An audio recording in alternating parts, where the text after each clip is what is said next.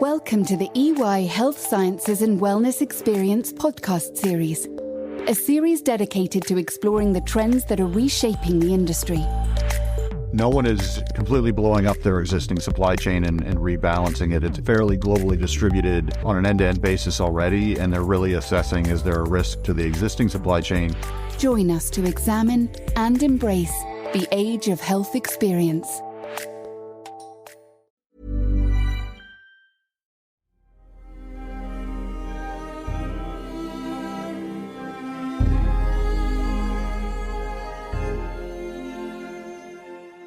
This is Scientific American's Science Quickly. I'm Christopher Endangered. It's pretty much every kid's dream, or at least it was mine. Well, welcome, Christopher. You're at the Natural History Museum, and the scientists who work there are like, kid, we're taking you behind the scenes. This is not part of what the public gets to see. Well, on a recent evening, my childhood dreams came true. As collections manager of the crustaceans, Adam Wall took me right into the vaults of the Natural History Museum of LA. This room we consider to be incredibly valuable. These collections are the part of the museum that hides in the shadow of the T-Rex and Triceratops skeletons, the part of the museum that's not as charismatic as the stuffed elephants and lions. It's a vast biological library, shelves upon shelves upon shelves, with tens of millions of specimens not on public display. So we have things like coconut crabs. We have these absolutely alien-looking rabbit-eared barnacle, then an acorn barnacle, which is this really traditional hard-looking thing. And then also you have a little chunk of the whale skin that barnacle is attached to. And there's fairy shrimp too, which I'm kind of obsessed with because of their Mad Max level abilities to evade fire and drought and then just suddenly spring to life. Adam's got lots of them here. Little room, and we're going to go look at undoubtedly the largest collection of endangered fairy shrimp in the world. This is incredibly valuable stuff. He says this room alone is insured for $600 million, and it's built to last, with special lights and electrical switches. It's a very similar setup that you would have in like an oil refinery, and the reason for that is there are hundreds of thousands of gallons of 95% ethanol in this room that we use to preserve specimens. Ethanol is also highly flammable. It is explosive. So in this room, if there's an earthquake, we don't want there to be sparks because that's how you lose museums is fires. He turns big wheels on the sides of the shelves to roll them apart. Those things that you have in your local library so you can fit even more books into a small space. It exposes a tower of fairy shrimp samples. The shelves are like twice as tall as me, and they're crammed with labeled jars, like condiments on a fridge door. Actually, this particular specimen is from San Diego County and is ranking at Lindeli, and we have the whole community represented in this one jar, which is from America, California, San Diego County, Proctor Valley, and then it tells us the exact size of the mesh of the net that it was collected on. That's really cool. So it really is like a snapshot of a moment in time at a very specific place.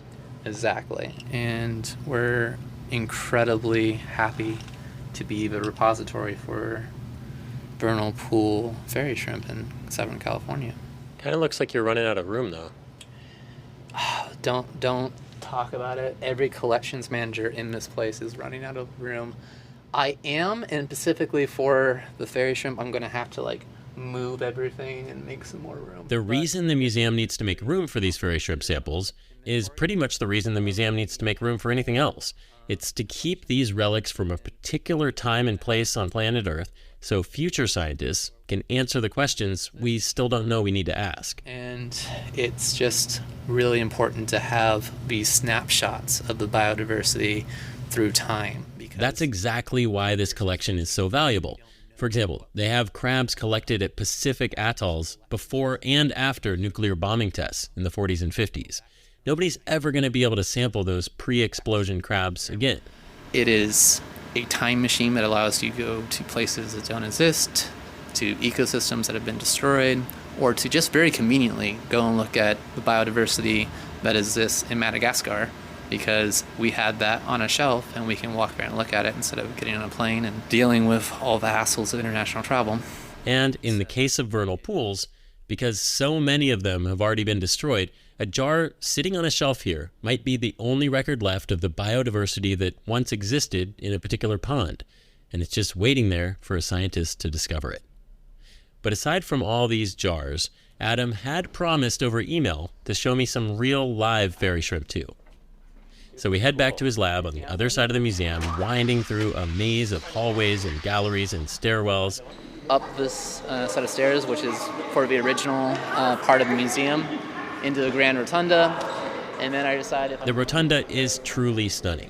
Marble columns and walls, a stained glass skylight overhead, and at the center, a bronze statue of 3 muses, art, history, and science, holding up a glowing orb.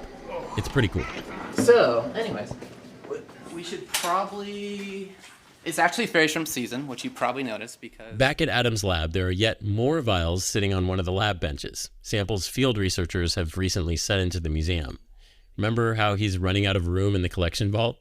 He grabs one of the vials and takes a closer look. It's really cool. This is actually the resting eggs from that species.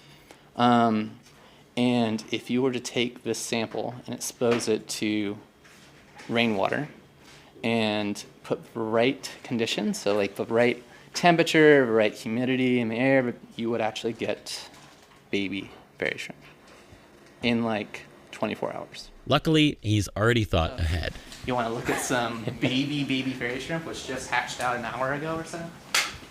That sounds fun. Okay, I know babies. In the other room, he shows me a big glass jar with a flashlight shining on it. It's full of tiny little specks. But if you can see anything that's moving right now, then those are the larvae, and they will be concentrated around this light, and because they're phototactic as larvae. So. Oh my gosh. Oh, you can see them now? Yeah. Once I've focused in there, I can see them kind of right over here. Yep. There's a couple of them right there, it looks like. Yep, and there's that one right there. It's just like doing crazy barrel rolls and stuff. Yeah, I super love these things. They are crazy. It's hard to see too much without magnification, but he does have a microscope set up on another bench. Here, we have the Ferrari of microscopes. It's like a $40,000 dissecting scope. I think we cried a little bit when we finally got it. There's a video screen where we can see 4 baby fairy shrimp just flitting around, spinning circles around themselves. The only real appendages it has are these antennae that it's actually using for locomotion, and that's how it's swimming around. These totally look like some video game from like the 1980s spaceship kind of a thing. He's right. It totally looks like something out of Atari's Space Invaders. And if it's not clear already, these fairy shrimp are tiny but truly mighty. They've lived through the breakup of Pangea. They've lived through the KT extinction. They've lived through the meteor that killed the dinosaurs. In the next episode, we'll talk to scientists like Shannon Blair about the one thing that's putting the resilience of these hardcore survivors to the test: human development. Science Quickly is produced by Jeff Del Vicio, Talika Bose, and Kelso Harper. Music by Dominic Smith.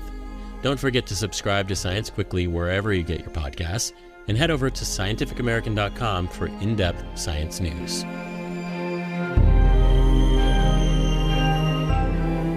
For Science Quickly, I'm Christopher Indarriata.